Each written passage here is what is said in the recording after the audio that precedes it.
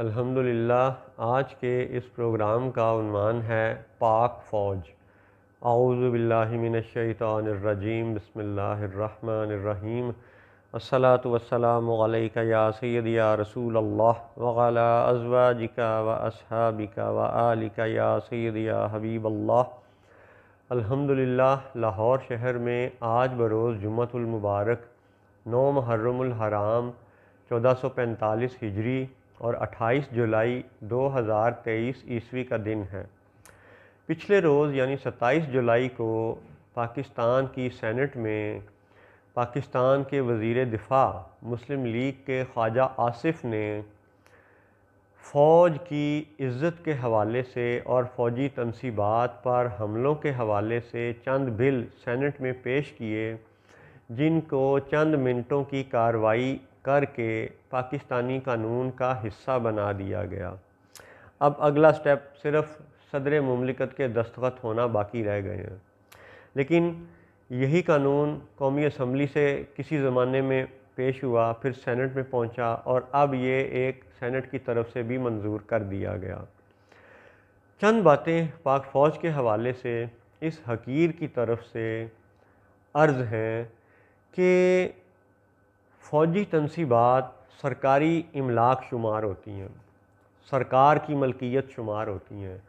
اور سرکاری ملکیت میں جو کچھ بھی ہے، خواہ وہ سوئی گیس کی پائپ لائن ہے، خواہ وہ بجلی کا کھمبا ہے یا دیگر جو کچھ بھی ہے، سرکاری تنصیبات کے اوپر حملہ آور ہونا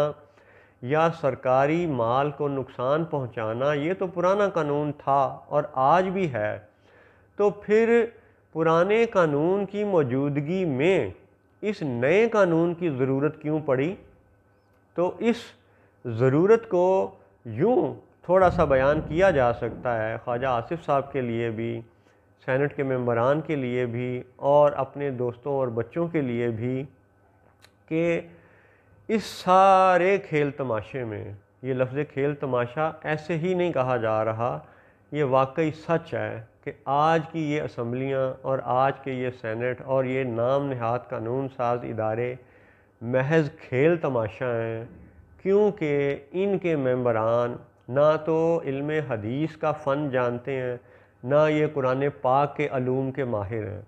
لہٰذا ان کے بنائے ہوئے قوانین کی کوئی شرعی حیثیت نہیں ہے۔ لیکن چلیں، چونکہ یہ پاکستان پر مسلط ہیں، پھر بھی ہم ان کو ان کے زاویے سے کچھ نکات بیان کر دیتے ہیں تاکہ ان کا نقطہ نظر بھی چھپا ہوا نہ رہ جائے۔ اب چونکہ اسمبلیاں اور سینٹ ان حکمرانوں کے ادارے ہیں جس سے عوام عملاً دور ہے، تو حقیقت یہ ہے کہ 8 اپریل 2021 کی خبریں آپ اٹھا کے دیکھ لیں،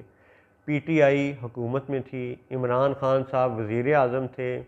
اور پی ٹی آئی کے ایم این اے امجد علی خان نے ایک قانون پیش کیا قومی اسمبلی میں، جو کہ پاکستان کا جو پینل کوڈ ہے 1898 کا ایکٹ، اس میں ترمیم کے حوالے سے قانون پیش کیا گیا، کیونکہ اس وقت ہو یہ رہا تھا کہ عمران خان وزیر اعظم تھے اور پیپلز پارٹی اور یہی خواجہ آصف اینڈ کمپنی، یہ سب لوگ مسلم لیگ نون والے الزام لگا رہے تھے کہ عمران خان سلیکٹڈ ہے، الیکٹڈ نہیں ہے۔ یعنی جو قانون خواجہ آصف صاحب آج سینٹ میں پیش کر رہے ہیں، 2021 میں رخ بالکل مختلف تھا، زاویہ 180 درجے کا بالکل اپوزٹ تھا۔ عمران خان وزیر اعظم تھے اور خواجہ آصف اینڈ کمپنی شور مچا رہے تھے کہ فوج ان کو لے کے آئی ہے اور فوج نے عمران خان کو بٹھایا ہے۔ بہت سے اخبارات، بہت سے ٹی وی چینل یہ سارے پاکستانی بھی جانتے ہیں اور بہت سے دنیا والے بھی جانتے ہیں، اور خود خواجہ آصف صاحب بھی جانتے ہیں۔ اور اس وقت حالت یہ تھی کہ 2021 کا جو قانون تھا وہ 5:4 کی نسبت سے منظور ہوا تھا۔ اس وقت بھی ظلم یہ تھا کہ اس وقت بھی قومی اسمبلی کے ممبران حدیث کے ماہر نہیں تھے، قرآن کے ماہر نہیں تھے، صرف بی اے پاس تھے۔ اچھا چلیں، انہوں نے جو قانون پیش کیا اس کی جمہوریت کا تماشا دیکھیں کہ قومی اسمبلی کے ممبران 300 سے زائد ہیں اور اس قانون کو منظور کرتے وقت ریشو تھی 5:4، یعنی 4 لوگوں نے اس کی مخالفت کی تھی اور 5 لوگوں نے اس کے حق میں ووٹ دیا تھا۔ اور اس وقت بھی پیپلز پارٹی اور مسلم لیگ نون وغیرہ نے یہ موقف اختیار کیا تھا کہ پی ٹی آئی فوج کے حوالے سے جو یہ بل اور جو یہ قانون بنا رہی ہے یہ درست نہیں ہے۔ یہ تھی تاریخ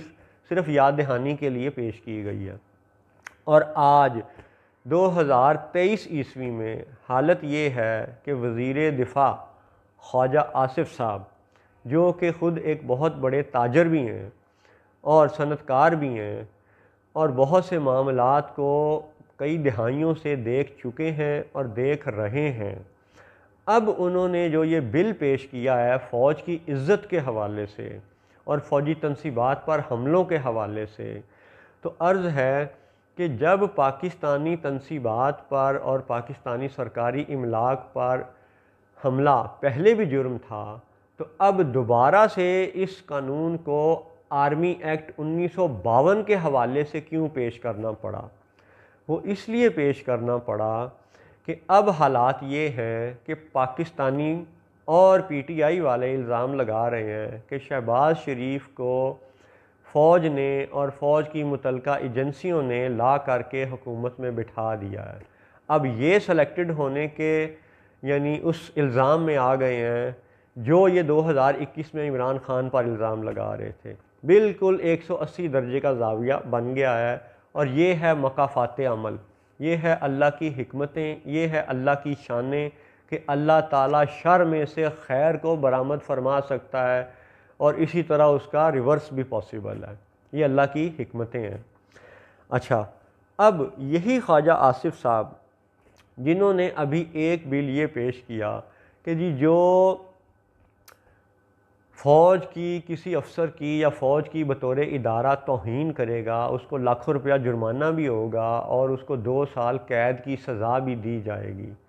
اب ایک عام پاکستانی یہ بھی تو دل میں سوچ سکتا ہے، اپنے ان حکمرانوں سے عرض کر سکتا ہے کہ بھئی جناب والا آپ یہ بتائیں کہ جب کسی شخص کو بھی اس الزام کے تحت لاکھوں کا جرمانہ یا 2 سال قید کی سزا دی جائے گی تو کیا اس سزا کے مکمل ہونے پر 2 سال قید کاٹنے پر کیا وہ شخص پاکستانی فوج سے محبت کرنے لگ جائے گا؟ کیا وہ شخص پاکستانی فوج کا مزید وفادار بن جائے گا؟ کیا اس کے گھر والے پاک فوج کی مزید عزت کرنے لگ جائیں گے؟ یقیناً ایسا نہیں ہوگا۔ لہٰذا اس پہلو کو سوچنا بھی خواجہ آصف اور موجودہ حکمرانوں کا کام ہے، ذمہ داری ہے، کیونکہ انہوں نے یہ ذمہ اس وقت اپنے کندھوں پہ لیا ہوا۔ اگلا ایک اور پہلو کہ اہل علم سے پوچھ لیں، اہل ذکر سے پوچھ لیں، وہ آپ کو یہ بتائیں گے کہ عزت، محبت، عشق یہ زبردستی کے سودے نہیں ہوتے۔ ان کی محبت اور عشق کی ایک اپنی دنیا ہے، ایک الگ داستان ہے۔ یہ ملکی سرحدوں کی اور مختلف اداروں کے بنائے ہوئے قوانین کی حدود و قیود سے ماوراء ہوتے ہیں۔ عقل سے اوپر عشق کی منزل ہے، عقل سے اوپر محبت کی منزل ہے، اور محبت زبردستی دل میں داخل نہیں کی جا سکتی۔ اس لیے پاکستانی حکمرانوں کو اور بالخصوص پاکستانی فوجی حکمرانوں کو، پاکستان کے فوج کے اعلیٰ افسران کو پھر سے ہم چند باتیں یاد دلوانا چاہتے ہیں کہ اگر واقعی پاکستانی فوج کی حقیقی عزت کو بحال کرنا چاہتے ہو تو اس جیسے حقیر کی چند معروضات بھی سن لو، شاید اللہ تعالیٰ بہتری کا سبب پیدا کر دے، آپ کے لیے بھی، ہم سب پاکستانیوں کے لیے بھی، عالم اسلام کے لیے بھی، تو اللہ تعالیٰ بہتری کا سبب پیدا فرمائے۔ اس بہتری کے سبب کی نیت سے چند معروضات آپ کی خدمت میں پیش ہیں کہ اہل علم سے جب پوچھا جائے گا عزت کے حوالے سے تو وہ یہ بتائیں گے کہ بدترین ہے وہ شخص، بدترین ہیں وہ لوگ جن کے شر سے بچنے کے لیے لوگ ان کی عزت کریں۔ یہ تھی پہلی بات۔ آئیے اب آگے چلتے ہیں کہ بندوق، ٹینک، اسلحہ، میزائل، ایٹم بم، ان سب کو ہم اگر ایک لفظ بندوق میں شمار کریں تو خواہ وہ اینٹی نارکوٹکس فورس والے ہوں، خواہ وہ کالی وردی والے پولیس والے ہوں، یا کوئی بھی بندوق والا پاکستانی سرکاری اہلکار ہو، رینجرز ہوں، فوج والے ہوں، سب کو ملا کے اگر بندوق والا کہا جائے تو دفاع اور بندوق کے حوالے سے پاکستان کے آرمی چیف اور پاکستان کے کور کمانڈرز کے لیے چند خاص معروضات یہ ہیں کہ آپ کو اللہ تعالیٰ نے خاص وہ عصائے موسیٰ کا پرتو عطا کیا ہے، وہ عصا جو قوم کو نجات دلانے کے لیے رستہ بناتا ہے۔ تو اب یہ رستہ بنانا آپ کے لیے لازم ہے، فرض ہے۔ اور ہاں یہ کہ جو ابھی آپ نے 2023 عیسوی میں حکمرانوں کے ساتھ مل کر کے پاکستانی فوج کے بجٹ کو 13 کھرب سے 17 کھرب روپے کیا ہے، اس حقیر کا یہ دعویٰ ہے کہ اگر پاکستانی فوج اور پاکستانی ادارے صحیح معنوں میں اللہ اور رسول کے وفادار بن جائیں تو یہی فوج کا بجٹ بڑی آسانی سے 10 گنا کیا جا سکتا ہے، یعنی 170 کھرب روپے فوج کے لیے مختص کیے جا سکتے ہیں۔ شرطیں صرف چند ہیں، بڑی تھوڑی سی ہیں۔ نمبر 1 وہ یہ کہ عصائے موسیٰ کا کردار یہ پاک فوج کے ذمے ہے۔ وہ چپڑاسی، وہ جمعدار، وہ ڈاکٹر، وہ انجینئر، وہ ایک کلرک یا وہ ایک نرس یا دیگر شعبہ جات جنہوں نے مختلف شعبوں کو اپنے لیے منتخب کیا ہے، ان کے معاملات ان کے ذمے ہیں، لیکن عصائے موسیٰ کا کردار پاک فوج کے ذمے ہے۔ اور عصائے موسیٰ کا پہلا کردار یہ ہونا چاہیے کہ تمام ادارے اللہ و رسول کی وفا اور اللہ و رسول کے بتائے ہوئے رستوں کے مطابق اپنا صحیح حقیقی فرض ادا کریں۔ ٹریفک والا اپنا کام صحیح کرے، باقی محکمے وابڈا والے، بجلی والے، گیس والے، یہ سب محکمے اپنا اپنا کام درست طریقے سے کریں۔ ہر رشوت خور کو ڈاکو سمجھ کر اس کا گلا کاٹا جائے، پبلک میں اس کو سزائے موت دی جائے۔ ایک ہفتے میں پاکستان ٹھیک ہو سکتا ہے۔ یہ ہے ایک پہلو کہ اداروں کو صحیح کرنے کے لیے بھی عصائے موسیٰ چاہیے، خالی ترازو ابھی تک ناکام ثابت ہو رہا ہے۔ دوسری بات کہ اب تک لاکھوں بندوق والوں کے ہوتے ہوئے وہ جو ملکی سرحدوں کے نام پر سرحدوں پہ تو فوجی بٹھائے ہوئے ہیں، لیکن ملک کے اندر ہر روز ڈاکے پڑتے ہیں، تو کیا یہ ایک دجل نہیں ہے، ایک تضاد نہیں ہے کہ لاکھوں بندوق والوں کے ہوتے ہوئے ملک میں تو ایک ڈاکہ بھی نہیں پڑنا چاہیے، اور یہاں پہ تو روزانہ سینکڑوں واقعات ہیں، 10-20 واقعات تو ہیں ہی ہیں۔ یعنی اگر پاکستان میں لاکھوں بندوق والے ہیں تو ملک کے اندر کوئی چوری نہیں ہونی چاہیے، کوئی ڈاکہ نہیں ہونا چاہیے، کوئی نشہ نہیں بکنا چاہیے، کوئی ملاوٹ نہیں ہونی چاہیے۔ یہ ہیں وہ عصائے موسیٰ کے کردار جو صرف ہماری بندوق والی یہ یعنی فوج اور سپاہی ادا کر سکتے ہیں، اور ہم جیسے بڈھے ان کو صرف یہ یاد دلا سکتے ہیں کہ خدا کا خوف کرو، اللہ اور رسول کے احکامات بصورت قرآن، بصورت حدیث، بصورت فقہ، بصورت 1956 کا آئین، بصورت 1973 کا آئین، سب کچھ ہمارے پاس دستیاب ہے۔ اور ایک اہم بات کہ جو یہ پاک فوج اس وقت سیاست سے علیحدگی کا اعلان کرتی ہے، اور حقیقت یہ ہے کہ پاکستان کی آدھی زندگی تقریباً مارشل لا میں رہی ہے، یعنی martial law is equal to colonisation. گورے نے بھی ساری دنیا کو بندوق کے زور پر دہشت گردی کا نشانہ بنایا۔ سب سے بڑا دہشت گرد برطانوی سامراج اور یورپی سامراج اور پھر امریکی سامراج، جنہوں نے بندوق کے زور پہ ساری دنیا کو یرغمال بنایا ہوا تھا۔ انہی کو جب یہ محسوس ہوتا ہے کہ لوگ ان کے خلاف بات کرتے ہیں تو انہی کو یہ ضرورت محسوس ہوتی ہے کہ ہیٹ کرائم اور ہیٹ سپیچ کے حوالے سے قوانین پیش کیے جائیں۔ اور آج حالت یہ ہے کہ سعودیہ عرب کے بادشاہوں کے خلاف بات کی جائے تو بھاری بھرکم سزا ہے، بھاری بھرکم جرمانہ ہے۔ ایسا ہی پاکستانی حکمرانوں کے خلاف بات کی جائے، بھاری سزا، بھاری جرمانہ ہے۔ لیکن کیا شرم کی بات ہے کہ اللہ و رسول اور الہامی کتابوں کی کھلی توہین کی جائے تو سزا کا کوئی تصور نہیں ہے۔ صرف اقوام متحدہ کی چند ایک قراردادیں ہیں، OIC کی چند مجلسیں ہیں، اور پھر گفت و شنید کے بعد گھر جاؤ اور سو جاؤ والا معاملہ ہے۔ یعنی اگر ان حکمرانوں کو اپنی ذلت اور رسوائی پر قانون بنانے پڑتے ہیں تو وہ اس لیے بنانے پڑتے ہیں کیونکہ یہ اللہ و رسول کی عزت و ناموس کی حفاظت نہیں کر رہے۔ تو یہ ہے وہ سبق جو اپنی پاک فوج کو یاد دلوانا مقصود تھا کہ اگر تم واقعی عزت کے رستے پہ چلنا چاہتے ہو تو تمام پاک فوج کے جس بھی لیول پر، جس بھی درجے میں شراب موجود ہے وہاں سے ختم کر دی جائے، نکال دی جائے۔ تمام فوج کو جو روز شیو کرنے کا سبق دیا جاتا ہے اسے ختم کر دیا جائے۔ سب مسلمان سپاہی، سب مسلمان فوجی داڑھی رکھیں، سنت رسول پر عمل کریں، پھر رسول اللہ کی عزت و ناموس کے وہ حقیقی پہرے دار بھی بن جائیں گے انشاءاللہ۔ ایک اور عرض یہ ہے کہ اب جو اس وقت الیکشن کا اعلان کیا جا رہا ہے، 2023 والے الیکشن،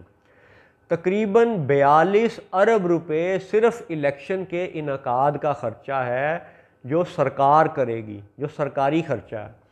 پھر جو یہ یعنی MNAs، MPAs اور سینیٹرز اپنے اپنے حلقوں میں خرچ کریں گے، وہ ایک بھاری رقم الگ ہے۔ اور پھر جب یہ اتنی بھاری رقم خرچ کر کے یہ قانون ساز اسمبلیاں جب بھی دوبارہ بنیں گی تو عرض یہ ہے کہ ہمیں نہ ان الیکشنوں کی ضرورت ہے، نہ قوم کا وسائل اور خزانہ لوٹ کر کھانے والے یہ اسمبلیوں کی ضرورت ہے، نہ سینٹ کی ضرورت ہے۔ آج تک جتنے بھی قوانین موجود ہیں، قرآن پاک موجود ہے، حدیث پاک موجود ہے، 1400 سال کی فقہ کی کتابیں موجود ہیں، 1956 کا آئین موجود ہے، 1973 کا آئین موجود ہے۔ ان سب کے ہوتے ہوئے ہمیں کسی نئے قانون کی ضرورت نہیں ہے، صرف قوانین پر عمل کرنے کی ضرورت ہے۔ اور ان الیکشنوں کو روکنا، یہ کوئی ایسا ہم آمریت کی دعوت نہیں دے رہے، یہ سیدھی سی بات ہے کہ موجودہ جمہوریت کفر کا نظام ہے۔ خواہ خادم حسین رضوی، خواہ علامہ ڈاکٹر اشرف آصف جلالی صاحب یا دیگر لوگ جو بھی ان الیکشنوں میں، یا مولانا شاہ احمد نورانی یا دیگر لوگ جو بھی ان الیکشنوں کے پروسیس میں سے گزرے ہیں، آج تک کا اس کا رزلٹ اور نتیجہ یہ ہے کہ یہ سب دھوکہ ہے، دجل ہے، تماشا ہے، کیونکہ یہ اللہ و رسول کی کھلی دشمنی کے مترادف ہے۔ قرآن پاک میں اللہ تعالیٰ کا واضح حکم ہے کہ مشرک اور مومن برابر نہیں ہو سکتے، اور اس موجودہ جمہوریت میں پاکستان میں موجود ایک ہندو کا جو بت پوجنے والا مشرک ہے اس کا بھی ایک ووٹ ہے، اور اللہ و رسول پر ایمان لانے والا ایک مسلمان، ایک مومن، اس کا بھی ایک ووٹ ہے۔ لہٰذا یہ موجودہ جمہوریت مشرک کو اور موحد کو برابر قرار دیتی ہے، اس لیے یہ جمہوریت، یہ اسلامی جمہوریت نہیں ہے۔ تو اس جمہوریت کے مقابلے میں اسلامی خلافت رائج کرنا، انی جاعل فی الارض خلیفہ کا حقیقی مصداق ملک و ملت پہ قائم کرنا، یہ بھی عصائے موسیٰ کا وہ پرتو ہے جو صرف بندوق کے زور پر ممکن ہے۔ ترازو اور قلم ساتھ مل جائیں گے اگر اللہ اور رسول کے رستے پہ بندوق والا چلے تو، لیکن اس وقت حالت کچھ اور نظر آ رہی ہے۔ چند مزید معروضات یہ حقیر پیش کرنا چاہتا ہے تاکہ حقائق جو ہمارے بہت سے فوجیوں کی نظروں سے اوجھل ہیں، بطور انسان، لفظ انسان نسیان سے ہے، نسیان کا مطلب ہے بھول جانا، اور ہمارے وہ سپاہی، وہ فوجی جو کچھ سبق بھول گئے تھے تو وہ بھولا ہوا سبق آپ کو پھر سے یاد کروایا جاتا ہے کہ عزت کا راستہ آپ کے لیے یہ ہے کہ آپ کو 1952 کے ایکٹ میں ترمیم کی کوئی ضرورت نہیں ہے۔ آپ 1956 کا اہل سنت و جماعت کا بنایا ہوا پاکستان کا پہلا آئین پاکستان پہ صحیح معنوں میں نافذ کرو، تمہیں عزت کے لیے کوئی قانون نہیں بنوانے پڑیں گے، قوم خود تمہاری عزت کرے گی۔ دوسری بات کہ ابھی اسی جولائی 2023 عیسوی میں پاکستانی حکمرانوں نے چند ایسے پاکستانیوں کو گرفتار کیا ہے جو اسرائیل میں نوکری کر رہے تھے۔ اب میں ان کو ذاتی طور پہ نہیں جانتا، لیکن اگر بائی پرنسپل بائی ڈیفینیشن ہم اسی بات کو لے کے آگے چلیں کہ جناب اسرائیل میں نوکری کرنے والا پاکستانی اس لیے گرفتار کیا جاتا ہے کہ پاکستانی پاسپورٹ پہ یہ لکھا ہوا ہے کہ یہ اسرائیل کے لیے ویلڈ نہیں ہے، اس پاسپورٹ پہ آپ اسرائیل کے لیے سفر نہیں کر سکتے، تو ٹھیک ہے آپ اس اصول کو مانیں، ہم بھی مانتے ہیں۔ اہل سنت و جماعت الحمدللہ ہمیشہ سے پاک فوج کی عزت کے حمایتی رہے ہیں، اور اسی لیے سنی ہو کر کے فوج کو عزت کا وہ راستہ بتانا چاہتے ہیں جو حقیقی عزت ہو، جس عزت کے لیے جبری قوانین نہ بنانے پڑیں۔ تو جن پاکستانیوں کو اسرائیل میں نوکری کرنے پر گرفتار کیا گیا، اسی ایکٹ کو اگر آپ درست مانتے ہیں، ثبوت اس کا پاکستانی پاسپورٹ ہے، تو پھر آپ یہ بتائیں کہ وہ دبئی کے حکمران جو اسرائیل سے اب کھلے معاہدے کر چکے ہیں، ان کا اب یہ دوستانہ یارانہ ابراہیمی معاہدوں کی صورت میں کھل کر کے سامنے آ چکا ہے، پاکستانی فوج کو پتہ ہے، پاکستانی حکمرانوں کو پتہ ہے، تو ان دبئی کے حکمرانوں کو کراچی کی پورٹ کا ایک اور ٹرمینل ان کے حوالے کیوں کیا گیا؟ اگر چند پاکستانیوں کو اسرائیل کی نوکری پر گرفتار کیا جا سکتا ہے تو دبئی کے حکمرانوں کے بارے میں کیا خیال ہے؟ کیا وہ اس قابل ہیں کہ انہیں پاکستان کے اثاثے بیچے جائیں، دیے جائیں، یا ان کے حوالے کیے جائیں، پرائیویٹائز کیے جائیں؟ عصائے موسیٰ کا حقیقی کردار یہ ہے کہ ان عرب کے نجدی حکمرانوں سے، یہ دبئی والوں سے، اتصالات جیسی کمپنیوں کے شکنجے سے، ہمارا یہ کے الیکٹرک اور یہ ہماری پورٹ اور یہ دیگر اداروں کو، اور بالخصوص پاکستان ٹیلی کمیونیکیشن کمپنی PTCL لمیٹڈ کو واپس لیا جائے، سب پرائیویٹائزیشن ختم کی جائے، FDI کے جھنجٹ سے نکلا جائے۔ یہ ہے عصائے موسیٰ کا وہ کردار جو صرف فوج ادا کر سکتی ہے، شرط صرف اللہ اور رسول کی وفا ہے۔ اور ایک اور بات کہ جب اسرائیل کی نوکری پہ چند پاکستانی گرفتار ہو سکتے ہیں تو وہ برطانیہ اور وہ امریکہ جن کے حکمران 100 سال سے اسرائیل کی نوکری پر لگے ہوئے ہیں، برطانیہ نے اسرائیل کو بنوایا اور عرب کے نجدی حکمرانوں نے امریکہ کے ساتھ یارانہ لگایا، اور امریکہ نے آج تک ہمیشہ اسرائیل کے خلاف پیش ہونے والی قراردادوں کو ویٹو کیا یا ردی کیا، کنڈم کیا، اور اگر منظور ہو بھی گئی تو اس پر عمل نہیں ہونے دیا۔ یعنی امریکی حکمرانوں نے ہمیشہ اسرائیل کی نوکری کی ہے، اور پیٹرو ڈالر کی صورت میں سعودیہ عرب اور امریکہ کا دفاعی معاہدہ، یہ معاشی اور دفاعی معاہدہ، یہ دنیا سے کوئی ڈھکا چھپا نہیں ہے۔ تو اگر اسرائیل کی نوکری پر چند پاکستانی قابل گرفتار ہیں تو پھر عرض یہ ہے کہ برطانوی حکمران، امریکی حکمران، یہ سعودی حکمران، یہ بھی قابل گرفتار ہیں اگر یہ پاکستان میں آتے ہیں، اور اگر اتنی ہمت جرت نہیں ہے تو چلو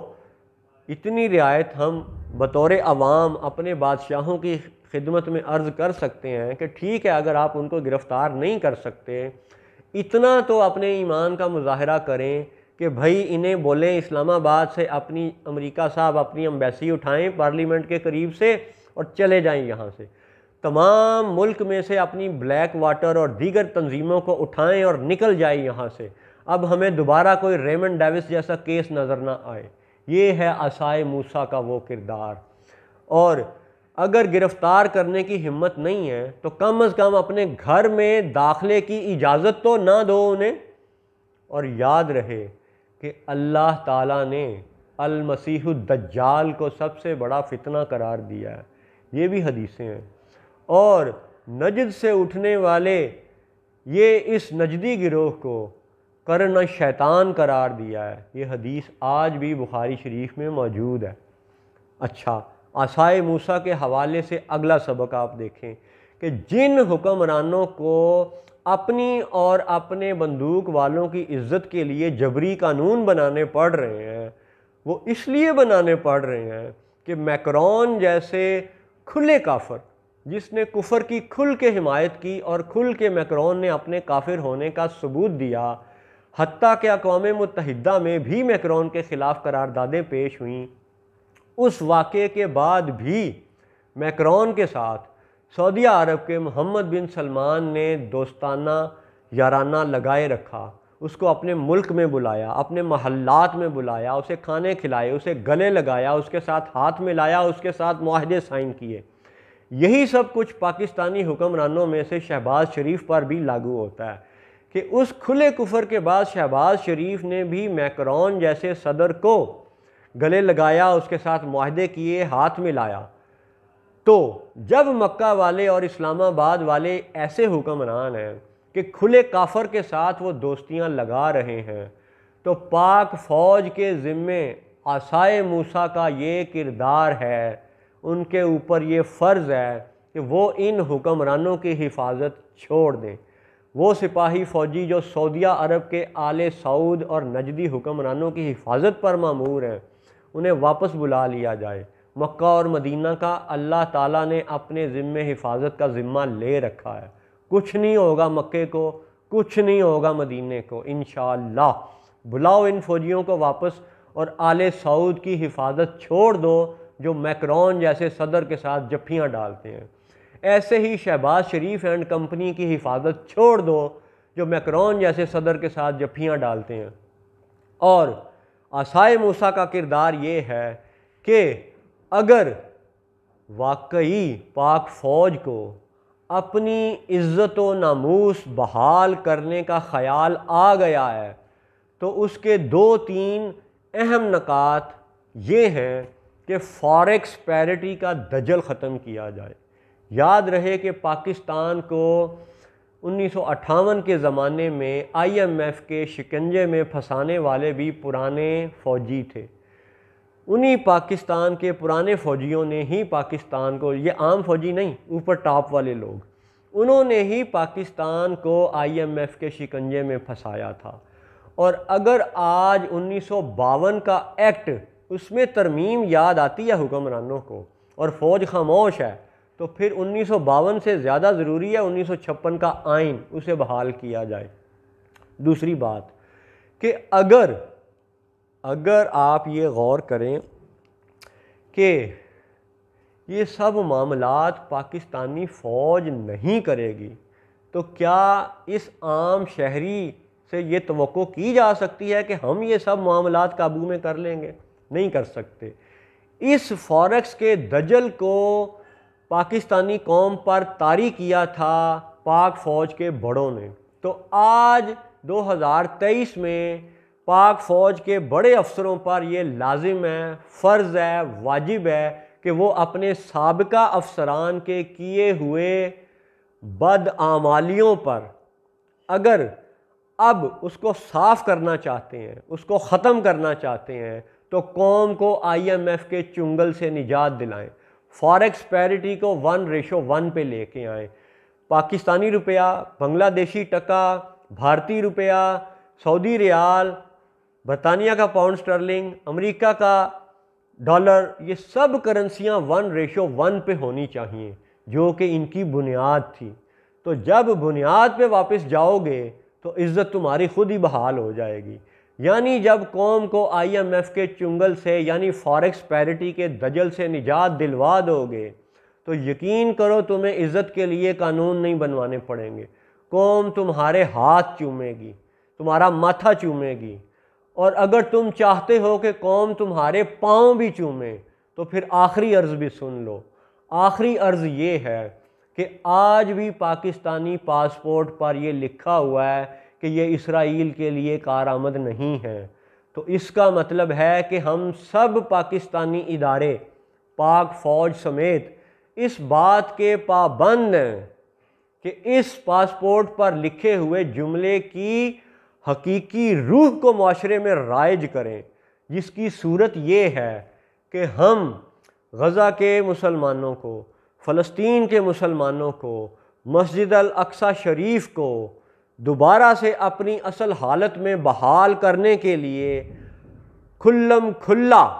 اعلان کریں کہ مسجد الاقصی آباد رہے گی، فلسطین آزاد رہے گا،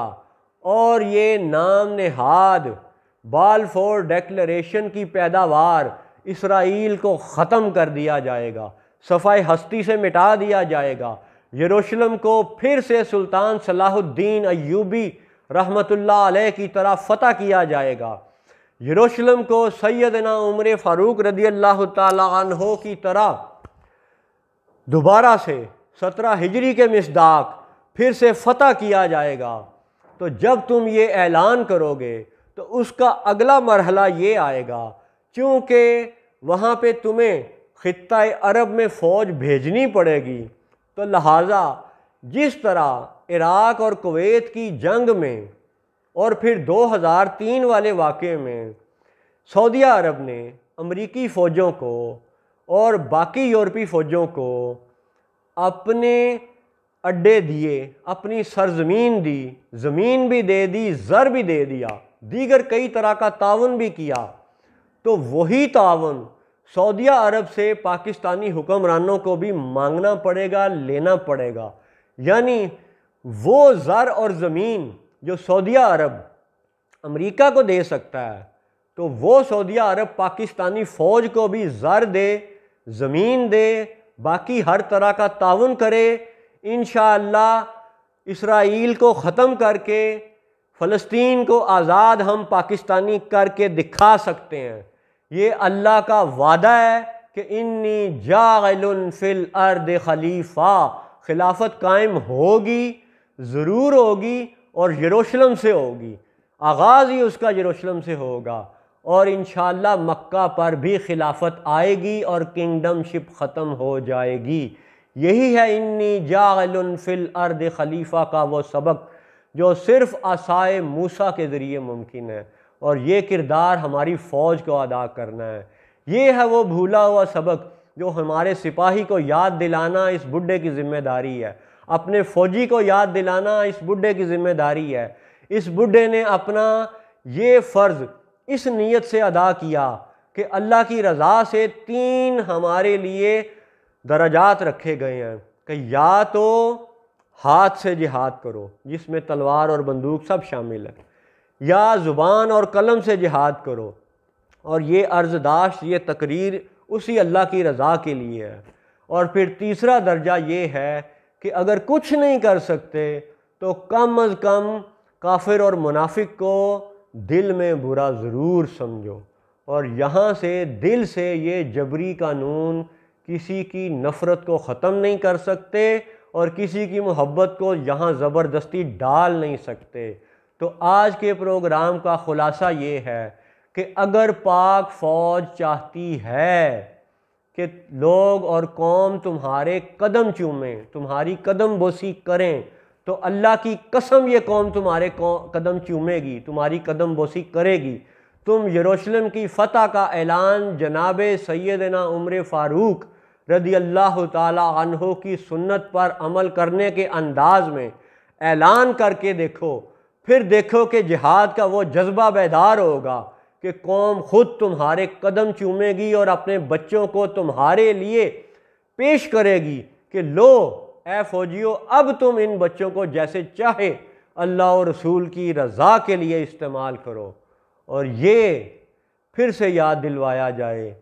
کہ اللہ اور رسول کی رضا مکہ سے بھی منسلک ہے اور یروشلم سے بھی۔ السلام علیکم ورحمۃ اللہ وبرکاتہ۔